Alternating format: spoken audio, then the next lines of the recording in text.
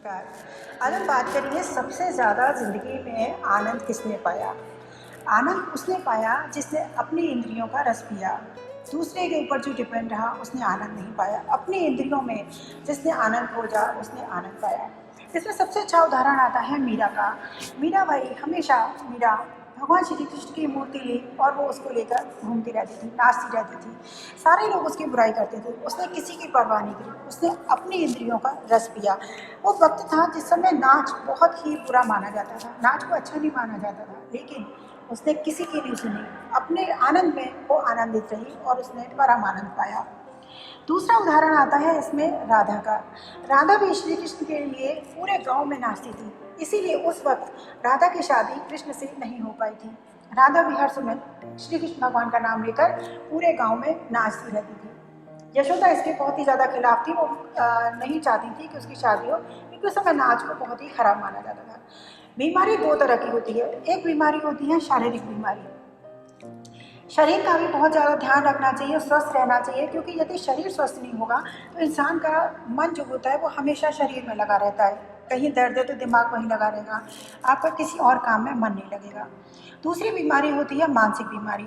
मानसिक बीमारी ज़्यादातर तब होती है जब इंसान को किसी व्यक्ति या किसी वस्तु में बहुत ज़्यादा आसक्ति होती है। तो उस आसक्ति के कारण इंसान का दिमाग खराब होता है और वो बीमार पड़ जाता है। संसार में आप रहिए, लेकिन संसार की जब बहुत ज़्यादा आसक्ति इंसान के शरीर के अंदर, मन के अंदर आ जाती है तो इंसान बीमार होता है। आसक्ति ऐसे होती है जैसे नदी है, नदी में नाव है तो आराम से चल रही है, पानी के ऊपर नाव चल रही है तो आराम से चल रही है, लेकिन जब पानी नाव के अंदर आ जाता है तो वो डूब जाती है। ऐसे ही संसार में आप रहिए, लेकिन संसार की आसक्ति जब बहुत ज़्यादा इंसान के अंदर आ जाती है तो इंसान का मन डूबने लगता है।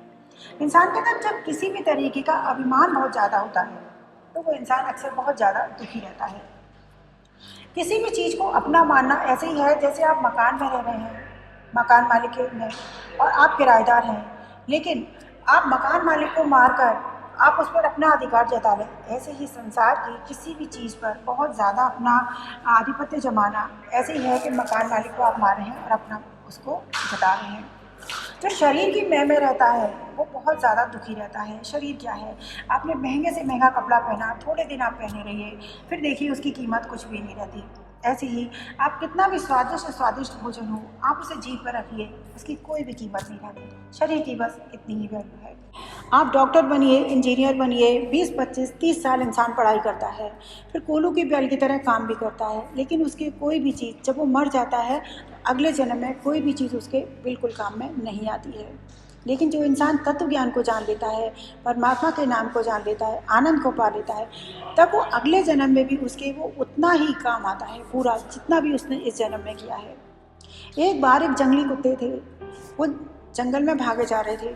उनको एक बकरी मिली तो वो बकरी का वो शिकार करने के लिए भागे। बकरी ने एक बहुत घने पेड़ के पीछे को छुप गई, जिसके चारों तरफ बहुत सारे पत्ते लगे हुए थे। जब बकरी में दम आया, सांस उसकी फूली थी, जो दम लेने लगी, सांस उसकी रुक गई, तो उसने धीरे धीरे करके सारे पत्ते को खाना शुरू कर दिया। और पत्ते, जो पेड़ था वो एकदम टूट सा रह गया, सारे पत्ते वो खा गई।